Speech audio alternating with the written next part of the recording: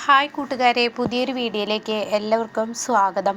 അങ്ങനെ നന്ദിനി ഇനി വിദേശ കമ്പനികളിലോട്ടൊക്കെ പറക്കുകയാണ് കേട്ടോ. കാരണം നന്ദിനിയുടെ ഈ സംരംഭം കുക്കറി, അതായത് മണ്ണ് കൊണ്ടുള്ള കുക്കറി എന്നുള്ള ആ സംരംഭം വിജയിച്ചിരിക്കുകയാണ്. അത് പത്മയ്ക്ക് അടിമുടി ആകെ നാണക്കേടായിരിക്കുകയാണ് കേട്ടോ. പത്മക്കാണെങ്കിൽ ഓരോ ഭാഗത്ത് നിന്നും പത്മയെ ഇങ്ങനെ ഓരോരുത്തർ വിളിച്ച് പ്രശംസിക്കുകയാണ്.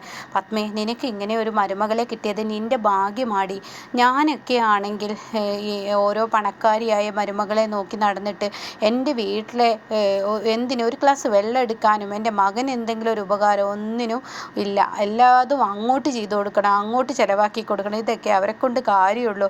എപ്പോഴും ഇങ്ങനെയുള്ള തറവാട്ടിൽ നിന്ന് ഇങ്ങനെ ഒരു വേലക്കാരിയെ, അതായത് നിൻ്റെ വീട്ടിൽ വേലക്ക് വന്ന ഒരു പെൺകുട്ടിയാണല്ലോ എൻ്റെ മകൻ കല്യാണം കഴിച്ചത്. പക്ഷെ ഇന്ന് ആ പെൺകുട്ടി കാരണം നിങ്ങൾക്ക് എന്തെല്ലാം നേട്ടങ്ങൾ എന്ന് പറയുമ്പോൾ ഫോൺ അങ്ങ് കട്ട് ചെയ്യൂ കേട്ടോ. പത്മക്കത് കേൾക്കാൻ ഒട്ടും തന്നെ ഇഷ്ടപ്പെടുന്നില്ല. അങ്ങനെ ഇന്ദ്രജയും വേദയും പരസ്പരം സംസാരമായിരിക്കുന്നു. അയ്യോ മമ്മി, ഇതിലും വലിയ നാണക്കേട് നമുക്കിനി എന്താ ചെയ്യാൻ പറ്റുക എന്നൊക്കെ പറഞ്ഞ് അവരിങ്ങനെ പറയുന്നുണ്ട് കേട്ടോ. ആ സമയം നന്ദിനി വിദേശത്തോട്ട് എത്തുകയാണ്. അവിടെ ആളുകൾ ഒന്നടക്കം നന്ദിനിയെ കാണാൻ വേണ്ടി തടിച്ചു കൂടി നിൽക്കുകയാണ്. ഓരോ കമ്പനിക്കാർക്കും നന്ദിനിയെ ആവശ്യമുണ്ട്. ഇവരുടെ ബുദ്ധി അപാരം തന്നെ, വലിയ വലിയ ബുദ്ധിയാണ് ഇവർക്ക്. എന്തായാലും ഇവർ അടിപൊളി കാര്യങ്ങളാണ് ഇവർ പറയുന്നത്. ഇവരുടെ നാക്കിൽ നിന്ന് വീഴുന്ന ഓരോ വാക്കും പൊന്ന് തന്നെ. അതുപോലെ തന്നെ ഇവരിൽ നിന്ന് ഇനിയും പലതും ഞങ്ങൾക്ക് പഠിക്കാനുണ്ട് എന്നൊക്കെ ഇങ്ങനെ അവർ പറഞ്ഞിട്ട് നന്ദിനിയോട് സംസാരിക്കാൻ ഇഷ്ടപ്പെടുകയാണ് കേട്ടോ. അപ്പോൾ പലവരും പലവരുടെ ഭാഷ ഉപയോഗിക്കുമ്പോൾ നന്ദിനിക്ക് അതിന് കഴിയില്ല. അപ്പോൾ ഇംഗ്ലീഷിൽ കഴിയുമോ എന്ന് ചോദിക്കുമ്പോൾ സൂര്യ പറഞ്ഞോളൂ, നന്ദിനി പറ്റാവുന്നത് പറയും, ബാക്കി ഞാൻ പറഞ്ഞു കൊടുത്തോളാം, അതിനെനിക്ക് കുഴപ്പമില്ലല്ലോ എന്ന് പറഞ്ഞിട്ട് നന്ദിനിയെ കുറേശ്ശൊക്കെ ഇംഗ്ലീഷ് സംസാരിപ്പിക്കാനും അതുപോലെ മറുപടി പറയാനൊക്കെ സൂര്യക്ക് കഴിയൂ കേട്ടോ. കാരണം നന്ദിനിയെ പെട്ടെന്ന് പഠിപ്പിച്ചെടുക്കാനുള്ള മാതൃഭാഷ, ആ മാതൃഭാഷ വെച്ച് തന്നെ ഇംഗ്ലീഷ് എന്നുള്ള വാക്ക് എന്ത് ചെയ്യും, ആ ഇംഗ്ലീഷ് എന്ന ആ ഒരു മാതൃഭാഷയിലൂടെ ഇംഗ്ലീഷ് പറഞ്ഞു കൊടുക്കുക. അപ്പം മലയാളത്തിൽ ഇതെല്ലാം നന്ദിനി എഴുതിയെടുക്കുന്നത് കൊണ്ട് തന്നെ ഓരോ രാജ്യത്തോട്ട് പോകുമ്പോൾ അവരെന്ത് ചോദിക്കും എന്നൊക്കെ സൂര്യക്ക് അതിലേറെ ബുദ്ധിയാണല്ലോ. സൂര്യക്ക് അത് മനസ്സിലാക്കാനും കഴിവുണ്ട്. അങ്ങനെ സൂര്യ അതൊക്കെ പറഞ്ഞു കൊടുത്ത് നന്ദിനി ഇതൊക്കെ പഠിച്ചെടുത്ത് അവരോട് പറയുന്നുണ്ട്. ബാക്കി തട്ടിക്കൂട്ടി സൂര്യയും പറയൂ കേട്ടോ.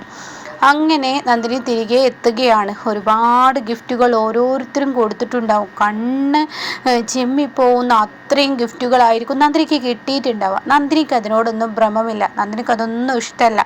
അടിപൊളി അടിപൊളി വിലമതിക്കുന്ന സാരികൾ, വൈരങ്ങൾ, രത്നങ്ങൾ, അങ്ങനെയൊക്കെ ഓരോരുത്തരും ഓരോ ഗിഫ്റ്റായി കൊടുത്തിട്ടുണ്ടാവും. പക്ഷെ അതിൽ നന്ദിനി ഒന്നുപോലും തൊട്ടു നോക്കില്ല കേട്ടോ. അങ്ങനെ കോടികൾ വിലമതിക്കുന്ന ഓരോ സ്വത്തുക്കൾ, പണങ്ങൾ, അതൊക്കെ ഒരു ഗിഫ്റ്റായിട്ടാണ് കേട്ടോ കൊടുക്കുന്നത്. ഓരോ സ്ഥലങ്ങൾ, ഇത്രയും നല്ല ബുദ്ധിശാലിയായ ഒരു കുട്ടി, അതൊന്നും ഒരു വെറും നാട്ടുംപുറത്തുകാർ ഇന്ന് ഈ ലെവലിലോട്ടൊക്കെ എത്താൻ എങ്ങനെ നമ്മളൊക്കെ ഓരോ സർട്ടിഫിക്കറ്റും കാര്യങ്ങളൊക്കെ നമ്മൾ പഠിച്ചിട്ട് എന്താ കാര്യം, നമുക്കൊന്നും ഈ ഒരു ബുദ്ധിയും വിവേകമില്ല എന്നൊക്കെ അവരുടെ പറച്ചിലായി. അങ്ങനെ ഇന്ദ്രജിത്ത് കിട്ടാൻ വേണ്ടി നടക്കുകയാണ് കേട്ടോ. ഇന്ദ്രജക്കാണെങ്കിൽ ഇതിലാണ് കണ്ണ്. ഇന്ദ്രജ പണ്ടേ അങ്ങനെയാണല്ലോ, സ്വന്തം അമ്മയെ പോലും പുറം തള്ളാനുള്ള പരിപാടി എടുത്തിരിക്കുന്ന ഈ സ്വത്തെല്ലാം തൻ്റെയും തൻ്റെ ഭർത്താവിൻ്റെയും തലയിലാവാനാണ്. അങ്ങനെ ഇന്ദ്രജ ഇത് കണ്ണു വെച്ചിരിക്കുകയാണ്. അപ്പോൾ ഇന്ദ്രജ നന്ദിനിയോട് വന്ന് ചോദിക്കുകയാണ്, നന്ദിനി, നീ എന്തതൊന്നും ഉടുക്കാത്തത്? എനിക്ക് ഇത്രയും വലിയ സമ്മാനങ്ങളൊക്കെ കിട്ടുമ്പോൾ നീ അതൊക്കെ ഉടുക്കണ്ടേ, അതൊക്കെ ഇടണ്ടേ എന്നൊക്കെ ചോദ്യവും പറച്ചിലായിരുന്നു. നല്ല മാലകൾ, വളകൾ, അതുപോലെ വാച്ച്, അങ്ങനെ പലതും കൊടുക്കുന്നുണ്ട്. പക്ഷെ അതൊന്നും നന്ദിനി ഉപയോഗിക്കത്തില്ല. ആ നാട്ടും പുറത്തുകാരിയെ നാടൻ രീതിയിൽ തന്നെ നന്ദിനി നടക്കത്തുള്ളൂ. എത്ര സൗഭാഗ്യങ്ങളും വന്നാലും ദൈവത്തെ മറക്കാൻ പാടില്ലെന്ന് എൻ്റെ അച്ഛമ്മ എപ്പോഴും പറയും. അപ്പോൾ അതുകൊണ്ട് എനിക്ക് ഈ രീതിയിൽ നടക്കാനാണ് ഇഷ്ടം. ഇതൊക്കെ എൻ്റെ ദേഹത്തിടുമ്പോൾ എന്തോ ഒരു ബുദ്ധിമുട്ട്.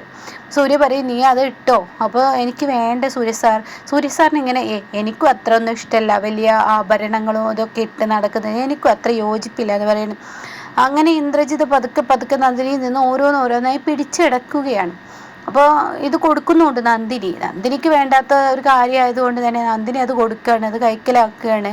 ആരും അറിയാതെ പതിയെ പതിയെ തൻ്റെ ആ ഒരു അലമാറയിൽ കൊണ്ടുവെക്കുകയാണ് കേട്ടോ.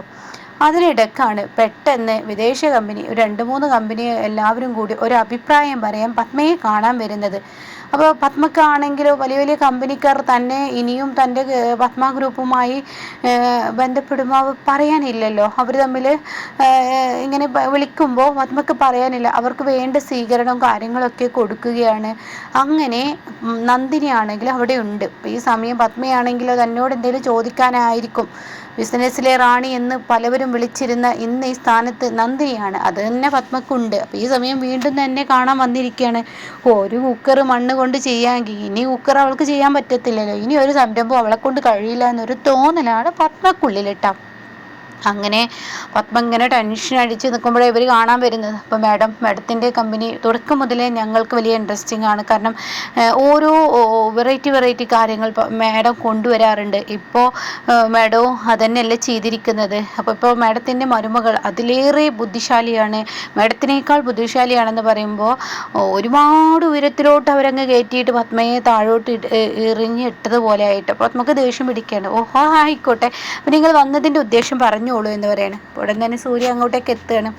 സൂര്യയെ കണ്ട ഉടൻ തന്നെ അവർ പറയാണ്, ഞങ്ങൾ വന്നതിൻ്റെ ഉദ്ദേശം ഇയാളുടെ ഭാര്യയെ ഒന്ന് കാണണം, ഞങ്ങൾക്കൊരു കാര്യത്തെക്കുറിച്ച് ചോദിക്കാനാണ്, കോടികൾ വിലമതിക്കുന്ന ഒരു ബിസിനസ് ചെയ്യാനാണ്, പക്ഷേ ഇത് ഇയാളുടെ ഭാര്യയോട് ചോദിച്ചിട്ട് വേണം ചെയ്യാൻ. ഇപ്പോൾ സൂര്യയോട് പറയാം.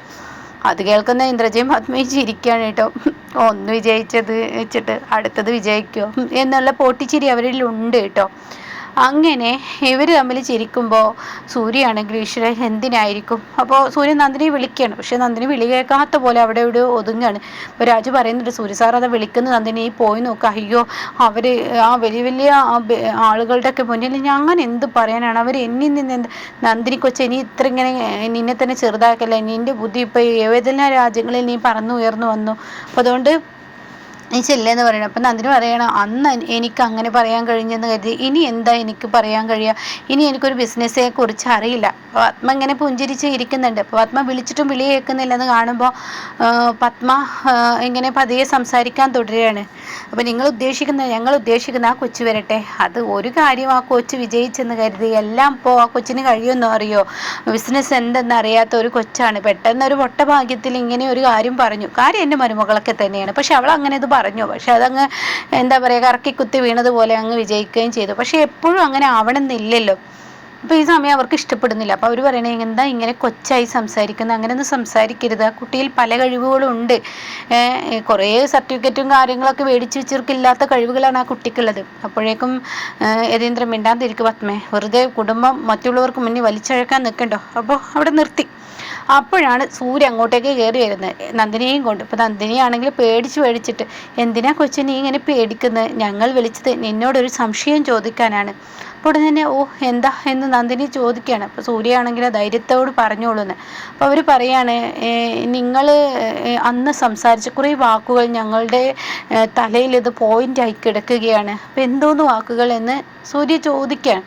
അത് ഈ കുട്ടി പറഞ്ഞു, നാട്ടുമ്പുറത്തുകാരിയാണ്, ഇങ്ങനെ ഒരു ഐഡിയ തലയിൽ വീണത് നാട്ടുമ്പുറത്തുകാരി ആയതുകൊണ്ടും അതുപോലെ എൻ്റെ മുത്തശ്ശി പഠിപ്പിച്ച പാഠങ്ങളുമാണ്, മൺപാത്രത്തിൽ ഓരോ ഭക്ഷണങ്ങൾ വെച്ചുണ്ടാക്കും അതിൻ്റേതായ ടേസ്റ്റ് ഉണ്ടെന്ന്.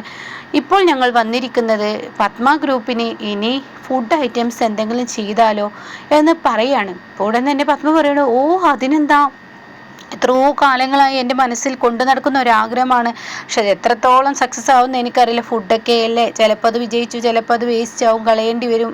ഈ പാത്രങ്ങളെ പോലെ ഒന്നും അല്ലല്ലോ, ഇന്നല്ലെങ്കിൽ നാളെ എന്ന് പറഞ്ഞ് എടുത്തു വെക്കാനും പറ്റത്, അതിനൊക്കെ അതിൻ്റേതായ ഡേറ്റ് ഇല്ലേ എന്ന് പറയുന്നത്. ഉടനെ പറയണ, അതുണ്ട്, അതുകൊണ്ട് തന്നെയാണ് ഞങ്ങൾ ഇവിടെ എത്തിയത്.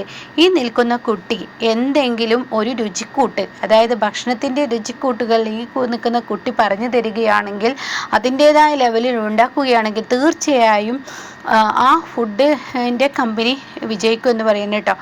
ഈ സമയം സൂര്യ പറയാണ്, അതെന്തായാലും ഇനിയിപ്പോൾ പത്മ ഗ്രൂപ്പിൻ്റെ കമ്പനിയുമായിട്ട് ഒരു എഗ്രിമെൻറ്റ് സൈൻ ചെയ്യേണ്ട, നമുക്ക് വേറൊരു കമ്പനി. അപ്പോൾ അവർ പറയണേ, ഞങ്ങളും അത് തന്നെ ഉദ്ദേശിച്ചത്, ഫുഡിൻ്റെ മാത്രമായിട്ടുള്ളൊരു കമ്പനി നമുക്ക് സ്റ്റാർട്ട് ചെയ്യാം, അതിൽ ഞങ്ങൾ വേണമെങ്കിൽ എത്ര പണവും ഇറക്കാം, നഷ്ടമായാലും ഞങ്ങൾക്ക് കുഴപ്പമില്ല. പക്ഷേ ഈ കുട്ടിയുടെ വാക്കുകൾ അത് ഓരോന്ന് അടിപൊളി വാക്കുകളാണ്. അപ്പോൾ ഈ കുട്ടിയിൽ അപാര രുചി തന്നെ ഈ കുട്ടിക്ക്, കൈപുണ്യം തന്നെ ഈ കുട്ടിക്ക് ഉണ്ടാവും, അത് ഉറപ്പുള്ള കാര്യമാണ്. എന്തിന്, ഞങ്ങളിപ്പോൾ ഒരു പൈനാപ്പിൾ ജ്യൂസ് അടിക്കാൻ പറഞ്ഞാൽ ഈ കുട്ടി അത് അടിച്ചു കൊണ്ടുവരും. അതിനെന്താ എന്ന് നന്ദിനി അപ്പോഴേക്കും ചാടി പറയാണ്. അങ്ങനെ ആ പൈനാപ്പിൾ ജ്യൂസ് കൊണ്ടുവരികയാണ് കേട്ടോ. നന്ദിനി അത് സെക്കൻഡുകൾക്കുള്ളിൽ അടിച്ച് ഇവരുടെ മുന്നിൽ കൊണ്ടുവരികയാണ്.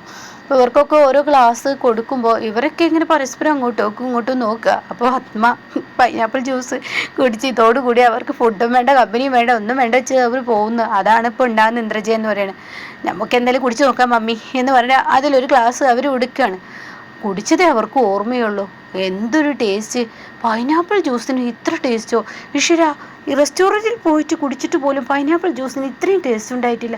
ഇതെന്താ ഇവളിതിൽ ചേർത്തിരിക്കുന്നത് എന്നുള്ള ഭാവത്തിൽ പത്മയും ഇന്ദ്രജയും നിൽക്കുകയാണ്. അപ്പോഴേക്കും വന്നവർ പറയാണ് കേട്ടോ, അയ്യോ എൻ്റെ കുട്ടി, നിന്റെ കൈപുണ്യം പറയാതിരിക്കാൻ വയ്യ, ഇതിലെന്താ ഇത്ര വല്ലാതെ ചേർത്തിരിക്കുന്നത് എന്ന് പറയുമ്പോൾ നന്ദിനി ചെറിയൊരു പുഞ്ചിരിയാണ്. ആ സമയം വീണ്ടും അത് ആവർത്തിക്കുമ്പോൾ നന്ദിനി അത് പറയാൻ ഒരുങ്ങുമ്പോഴേക്കും സൂര്യ പറയാണ്, നമ്മൾ എന്തായാലും ഇത് സ്റ്റാർട്ട് ചെയ്യാൻ മനസ്സുകൊണ്ട് ഉദ്ദേശിച്ചു. പക്ഷെ ചില ഫുഡിൻ്റെ ഐറ്റം ഉണ്ടാക്കുമ്പോൾ അതിൽ ചില പൊടിക്കൈകൾ ഉപയോഗിക്കും. ആ പൊടിക്കൈകളാണ് ഇവിടെ നന്ദിനി ഉപയോഗിച്ചിരിക്കുന്നത്. ആ പൊടിക്കൈകൾ നിങ്ങൾക്ക് മുന്നിൽ വ്യക്തമാക്കി കഴിഞ്ഞാൽ പിന്നീട് നിങ്ങൾക്ക് അത് വെച്ച് വിജയിക്കാം. പക്ഷെ അത് വേണ്ട. ആ അറിവ് നന്ദിനിയിൽ തന്നെ ഇരുന്നോട്ടെ. അതെന്തായാലും ഇവിടെ എല്ലാവർക്കും മുന്നിൽ പറയാൻ ബുദ്ധിമുട്ടാണ് കേട്ടോ. നിങ്ങൾ വന്നവരെ ഞാൻ ഇൻസൾട്ട് ചെയ്യാമെന്ന് നിങ്ങൾക്ക് തോന്നരുത്. അപ്പം അത് കേട്ട് അവർ പറയുന്നത് ശരിയാണ്. നിങ്ങൾ പറയുന്നത് ഞങ്ങൾ ഒരു കമ്പനി അല്ലല്ലോ, 2-3 കമ്പനികൾ ഒന്നിച്ചെടുത്ത തീരുമാനമല്ലേ. അപ്പോൾ ഒരാൾക്ക് ഇതിൽ കുനിഷ്ഠ ബുദ്ധി തോന്നിക്കഴിഞ്ഞാൽ ഈ പറയുന്ന ഇത് വെച്ച് തന്നെ മുന്നേറാം. അപ്പോൾ അതുകൊണ്ട് ഈ കുട്ടിയുടെ പേരിൽ ഒരു കമ്പനി ആവട്ടെ. ഇനി നമുക്ക് ഫുഡ് നന്ദിനി പേര് വെച്ചിട്ട് ഒരു ഫുഡ് കമ്പനി സ്റ്റാർട്ട് ചെയ്യാമെന്ന് പറയുന്നു കേട്ടോ. അപ്പോൾ ഇങ്ങനെയൊക്കെയാണ് ഇനി വരുന്ന എപ്പിസോഡുകൾ.